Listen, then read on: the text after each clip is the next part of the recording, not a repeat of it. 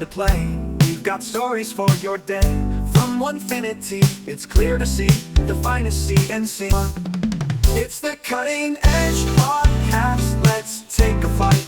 Welcome to the Cutting Edge Podcast. I'm your host, Stonefinity, and as always, I'm joined by my co-host, the handsomest man alive, Morgan for short. Today, we're going to be talking a little bit about resources to learn how to use your CNC, how to improve your game, and how to up your skill so that you can make new projects and make new products to show to new people. So let's just dive on into it, Morgan. I'm going to let Morgan start us off because Morgan himself is he's a very good resource. Morgan, most of what he does for us here at Onefinity is making project-based videos to kind of give you guys something to see, to look at, to learn from, and to get inspired by. So, Morgan, since you're doing that, why don't you start us off and tell us a little bit about what you're doing? Sure. Thanks. So I mean, I guess just a quick backstory. When I started working for Onefinity, I had used a CNC. Probably I could count on one hand how many times I had actually used a CNC. So I had just a very basic understanding of it. But when we started talking about me doing some video work for Onefinity, the conversation was that there's a lot of content out there that's very, very similar, a lot of the same kinds of things, but they don't really even scratch the surface as far as what you can do, all the capabilities that you can do with a CNC. So come up with some projects that are just unusual, unique, come up with new stuff. And so that was my charge. And that's what I've been working at since. So some of the stuff that I've done is pretty basic, kind of somewhat common, but some of it is a little bit out there. I'm a little bit out there. Why don't you tell them about the project you just finished up? Oh, geez. So the last project that I did, we'd gotten a lot of questions about tiling. People wanted to know how to do tiling toolpaths on their machine. And so I was asked to do something about tiling. I was like, okay, I've never really had much of a need for tiling because I do mostly kind of smaller projects. But the whole point of that is to just be able to do large designs on large material and do it in sections so that you move your material in between toolpaths so that it all kind of comes together at the end.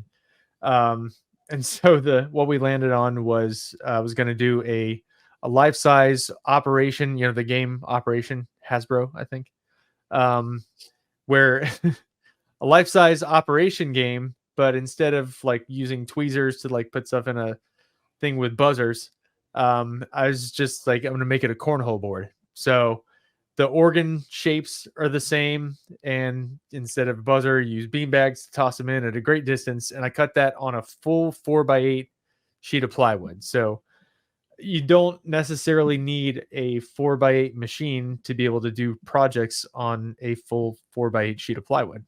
So that was to demonstrate that.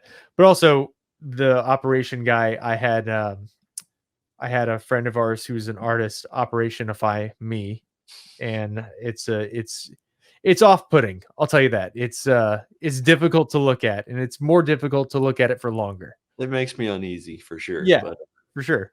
But no, I wanted Morgan to talk about that one first, just because a lot of times I think when people are thinking about learning how to do something, they're thinking it's going to be really boring and mundane, and it doesn't have to be that way. You can have fun with it. You can learn from watching Morgan do a cool project like that where, it's really impractical and weird. But at the same time, he really did teach people how to use the tiling feature within Vectric, and that one specifically. But it's a resource to help you learn, help you grow. And every single one of those is going to help you in the long run. So we're going to try to tell you about as many as possible in this episode. Yeah, I think that's kind of what that's my goal. That's what I'm trying to do is like yeah, I'm gonna do weird projects, but at their core, I want to very simply demonstrate the process that I'm trying to teach people how to do. So yeah, it was a weird project, but it showed people how to do tiling. You know, that was the goal.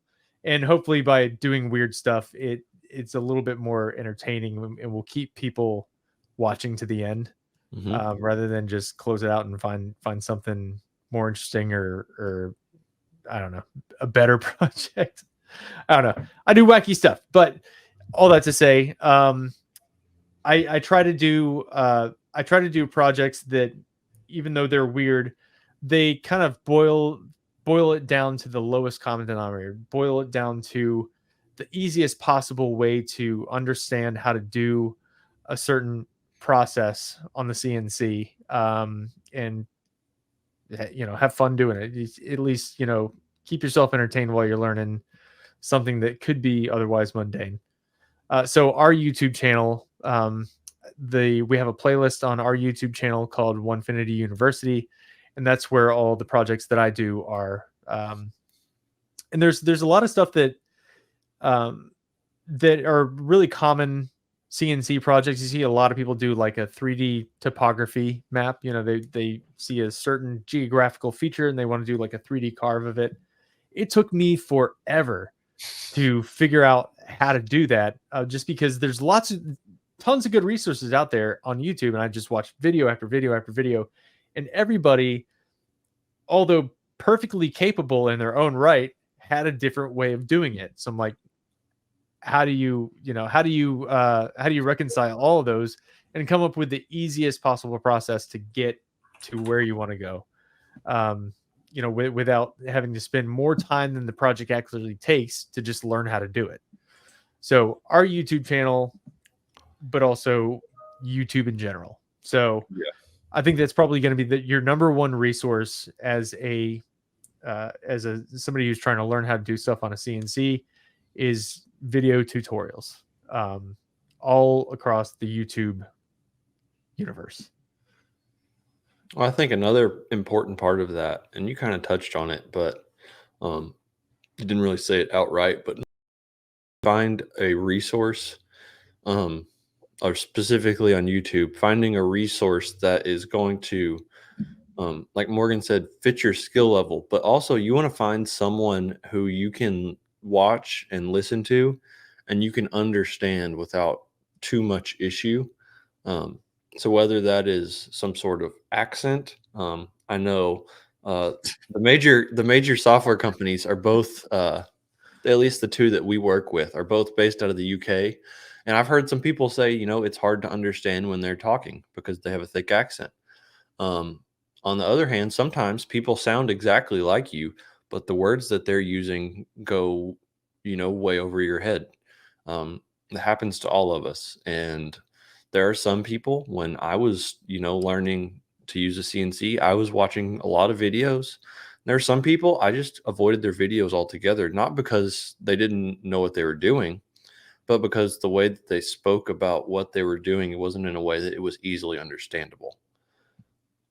Yeah, absolutely. So like most of the words used by most people are over my head.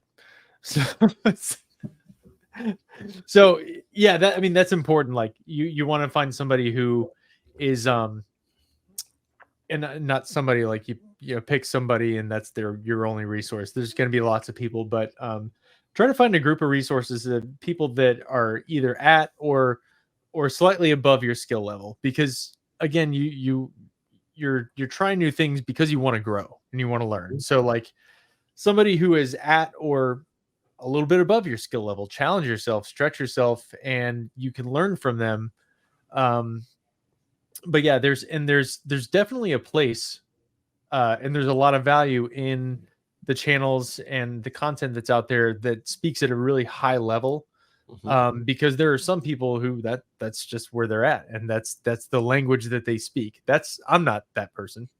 And I think that's why I was good for Onefinity YouTube channel, because a lot of people are getting into CNC for the first time like myself. So as I'm learning and figuring things out, I'm kind of still right there with people who are just starting out and hopefully making it accessible to people.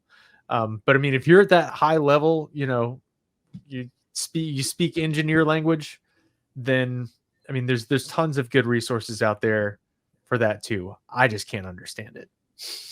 And that's what we're talking about here is like there's tons of resources out there. Find what works for you. Yeah. Okay, let's kind of move on from the YouTube just because we've been on that for a good bit. But outside of YouTube, there are still other video resources. Specifically, there are CNC or there are sites dedicated to helping you learn your CNC, such as Learn Your CNC. That's a big one that I know a lot of people are using. Kyle has made a awesome program where he basically teaches you everything that you could ever want to learn within Vectric software. Um, it's a great course.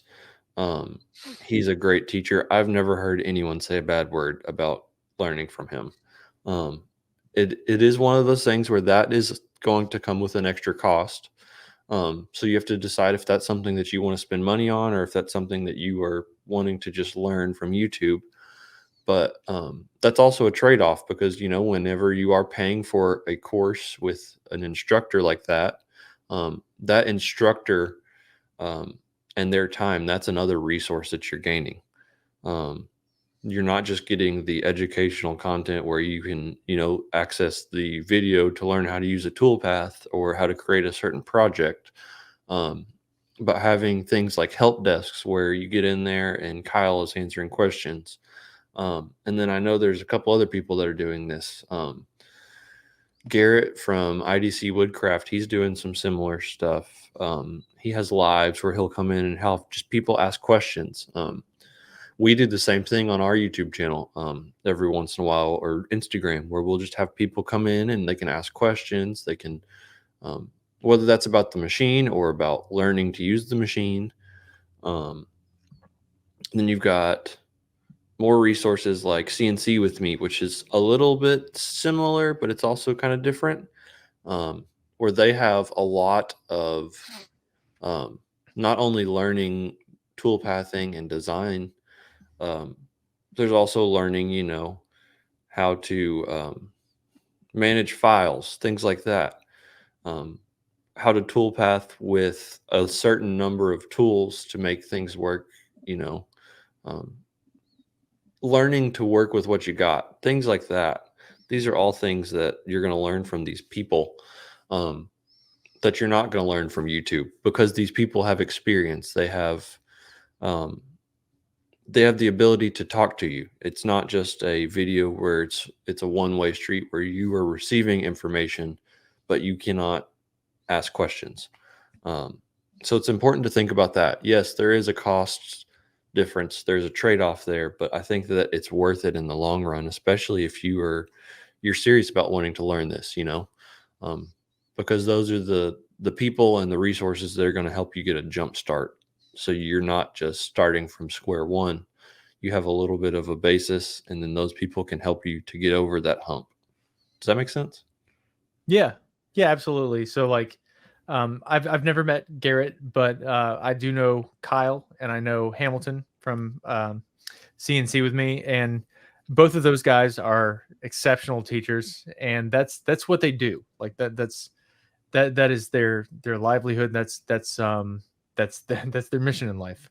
I think. I don't know. Maybe I'm speaking out of turn, but so yeah. So like, yes, there's a cost associated with that because that is these guys' jobs. That's what they do for a living. So like, it'd be like, you get a CNC and then you think that that's going to be the last, that's the end of your expenses. That's in your costs. Like, no, you don't buy a car and be like, I'm not going to buy gas. No, like there's going to be continuous ongoing things that you need to excel and to be successful.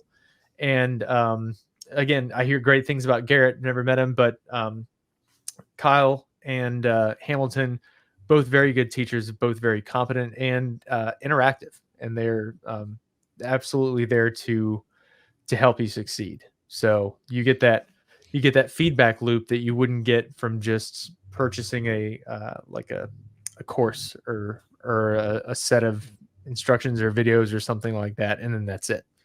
So those are huge resources that cannot say enough good things about.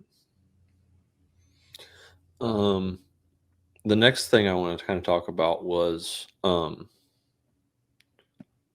going direct to the software companies. So obviously, as far as learning resources about your CNC, and this being a Onefinity podcast, if you have problems with the physical machine, you're going to come to me at support. Obviously, we are the resource for that situation. So if you have a machine issue or maintenance or anything like that, those things are going to get funneled through Onefinity support. But if it is on the other side of things where it is a software, whether it's just learning or you have an issue, being able to go direct to the company that makes that software, that supports that software, is a huge advantage. And they all have really great resources for you. So both Carveco and Vectric that we sell, they both have learning resources on their websites. They have sections dedicated to helping you learn how to use their software, whether that's the CAD side where you're designing or the CAM side where you're actually machining the stuff. They have you set up for success there. And I'll let you talk about that, Morgan. Yeah. So I don't know if maybe Google Translate can come up with just a dulling down of accents translator for us. So both of those guys, exceptional information, but yes, very, very thick accents from the motherland, which we should understand, but for whatever reason we don't. But yeah, those guys, I mean, they just sit there all day in and day out, and just show you in depth how to use their software to be successful with your machine, whatever machine you have. And so that's those are incredibly valuable resources that I've had to use when I come up with an idea for a project that I want to do a video for Onefinity, and I need to do it in the software, but I haven't done that particular process in the software. So I have to spend a lot of time on the software company's channels, learning from them before I try it myself. And there's also, so like the software companies, they basically, their starting point is usually you have a vector. You have a vector or a model or something that is directly machinable, or tool pathable. I guess I don't think that's a word, but I made it up. You heard it here first. But there's also lots of good resources on YouTube. So like I've thought about things that I want to do on my CNC that I can't find a vector for, and I don't have the design chops to actually design a vector myself. So I'll find an image on the internet, and then I'll have to go to a YouTube channel that has nothing to do with CNC and figure out how to take that that JPEG, that raster image, that JPEG or ping or whatever, and turn it into a vector that I can bring into toolpathing software, and then figure out how to, then I have to go to something a little bit more CNC oriented to figure out, okay, so I have this vector, but it's not a vector for print, say. It's for machining. I got to teach you to use Lightburn. Yeah, well, yeah. Apparently, Lightburn has a real good tool for that. It's a trace tool. You can't beat it, man. Yeah, it's the easiest thing in the world. All right, well then I'll have to do that, because I spend a lot of time, like if I'll come up with something, an idea is like, okay, well I need this vectorized, so I'll spend a lot of time in Illustrator. Yeah, just messing around with the settings and live tracing, like it just kind of takes a while. But there are resources that again have nothing to do with CNC that will show you the best ways to do that in Illustrator or Lightburn or whatever, and they're not necessarily geared toward they'll be talking about print. It's like, okay, well, this sharp corner that could print fine, but on a CNC, I'm using a cutting tool, and there's going to be a radius here. So how do I make all this fit? How do I keep the integrity of the design? So then that's where you kind of have to mix and match different resources to get a final design that you want and are happy with to actually start machining. So Yeah. I feel like I just rambled on there. Said a whole lot of words to say something very simple. No, I think it made sense. It did in my brain. That doesn't mean anything though. Anyways, all right, kind of going on to the next thing. There was one more company we wanted to mention, and this is actually a competing company, but they have software that a lot of people use with our machines, and that is Inventables. They have their the easel software, but Which they is free. have which is free. I believe the easel Pro cost money now, but yeah, easel software which is free. And they also have their Instructables site, which is basically just more learning resources for their software specifically. So that's another one that a lot of people are using. Now, kind of changing gears from just talking about resources, but talking about how do you select which resources are going to be the best for your situation. So yeah, and I think that we probably should have mentioned it earlier in the episode, but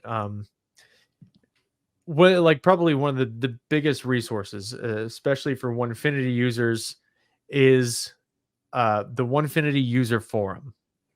There is so much valuable information on there, and it's all what you don't have to be a Onefinity user to use the forum.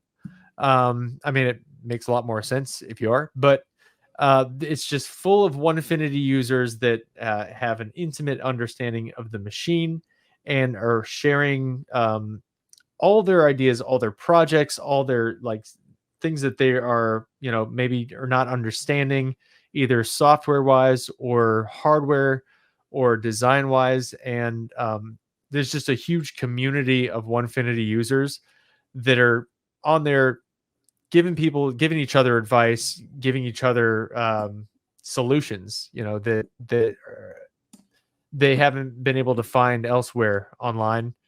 Um, and it's just the Onefinity community helping each other. I think that's the biggest resource and one of the biggest advantages uh, to being a Onefinity user is just the enormous community at your disposal, at your fingertips, that if you put a question out there, it's going to get answered, and it might get answered to death. 100 different answers for the 1,000 ways to skin a cat kind of thing. But the information is there, and there are people on the forum that are eager to help and share what they know.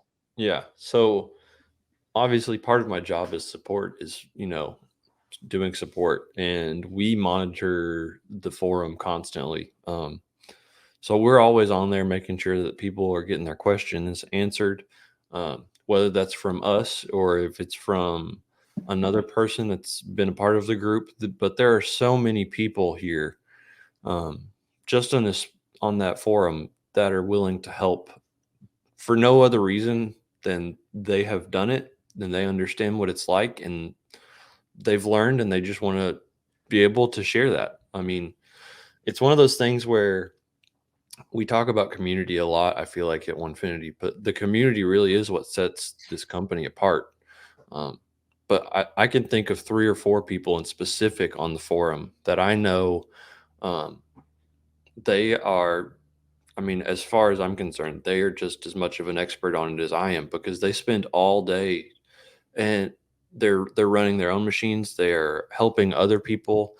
Um, and another great thing about the forum is all of this information that's posted there is public. So you can learn from other people's mistakes. You can learn from shortcomings and things like that. So you don't have to make the same mistakes that other people have in the past, But if you do have those same mistakes or issues or whatever that might be, it's easy to recover from them because all of those resources are in one spot. Yeah. And buddy, do I love making mistakes. Oh, I man. did I can't get enough of it.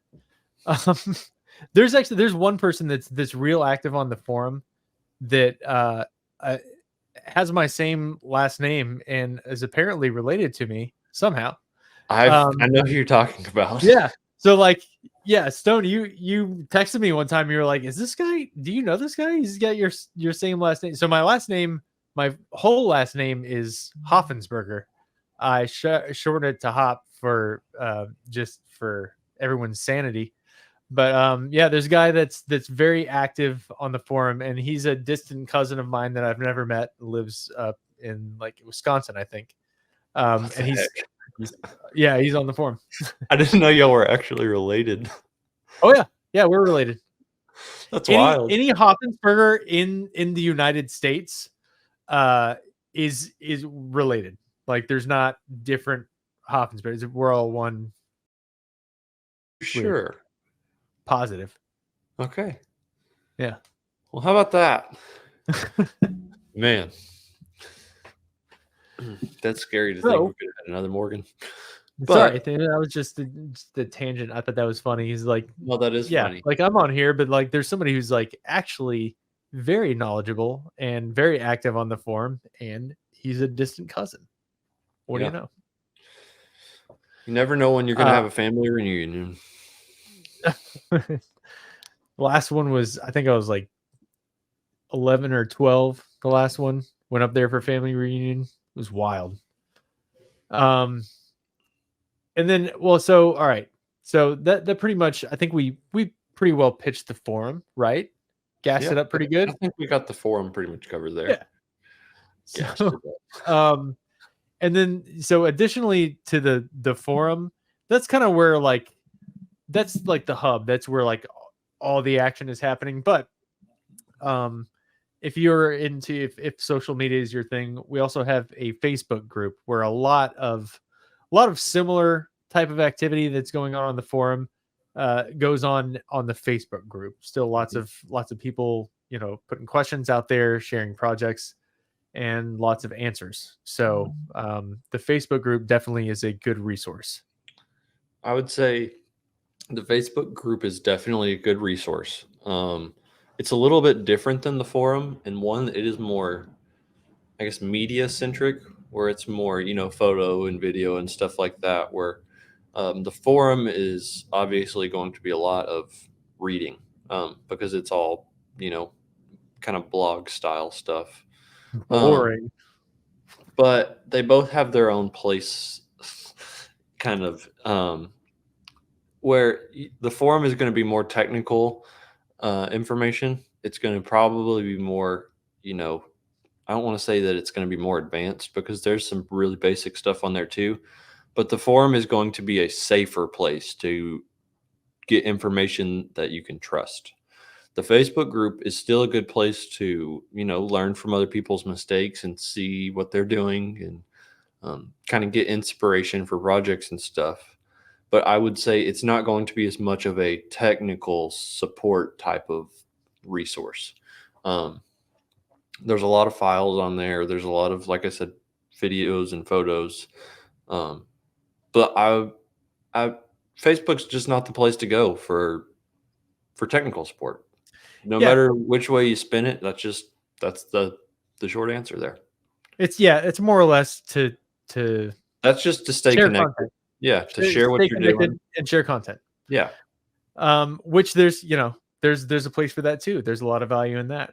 And then I guess the last thing that we didn't write down or really talk about, but well, so like where do you get your files? A lot of people don't really have any interest in designing their own cut files. They want a file that they can just buy and modify slightly and send it to the machine. So there's definitely free stuff out there. There's a lot of it, people put their stuff up on the forum. Etsy is a big resource, and a lot of people will put their CNC files on Etsy, which, just disclaimer, it's never a direct, like, download the file, just export the G code and send it to your machine.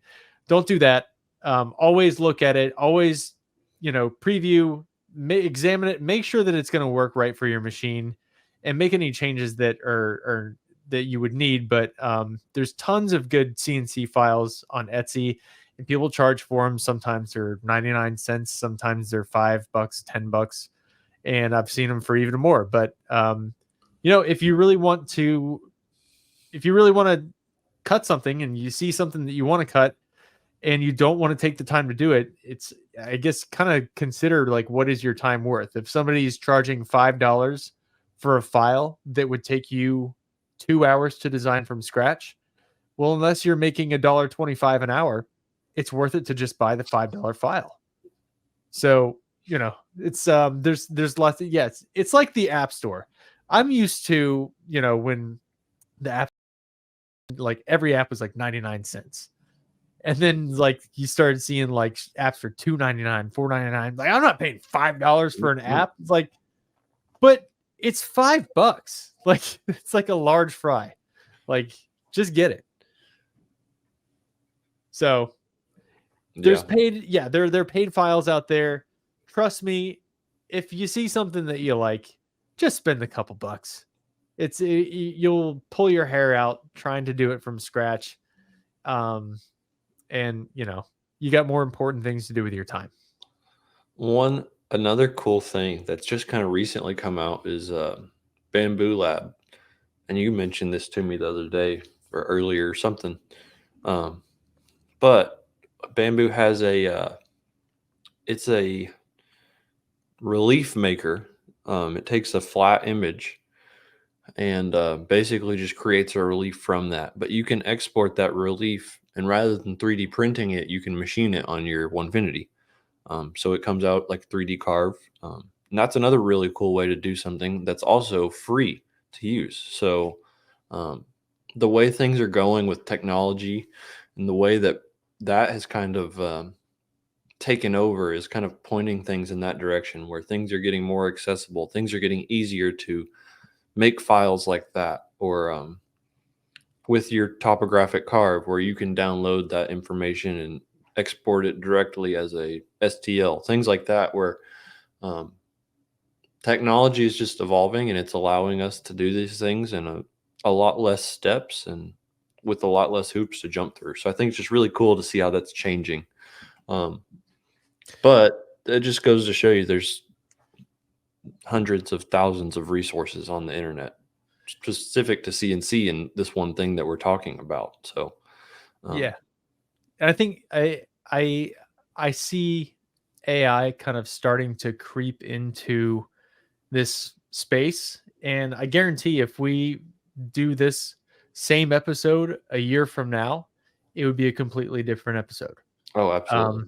So I'm excited to see, a year from now, just the resources that will be available that are made possible by AI, and how you can harness that for CNC work. So everything is getting more accessible. Everything is getting more affordable, and it's an exciting time to be getting into CNC for sure. Yeah. Well, I think we just about beat that to death. Yeah. No, I mean, I think we got things covered. But for the sake of not, beating a dead horse, I think that we're gonna wrap this up, and we will catch you guys on the next episode. Around, it's time to play. Thanks for listening. Got stories and, for your day. see you guys on the next one. Onefinity, it's clear All right. to see the finest CNC. It's the Cutting Edge Podcast. Let's take a fight with designs and tools that ignite. From wood to steel, we peel and reveal the art of making done just right. Tips and tricks that elevate, craftsmanship that's first rate. Join the fun, we've just begun, the cutting edge away. On this journey side by side, Hear the stories far and wide, from dream to deed, with utmost speed, where passion takes its stride. It's the Cutting Edge Podcast, let's take a flight, with designs and tools that ignite.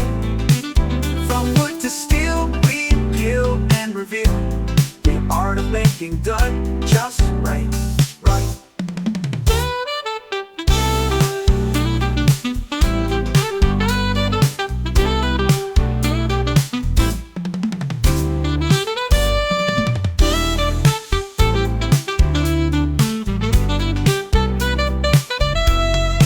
It's the Cutting Edge Podcast, let's take a flight, with designs and tools that ignite.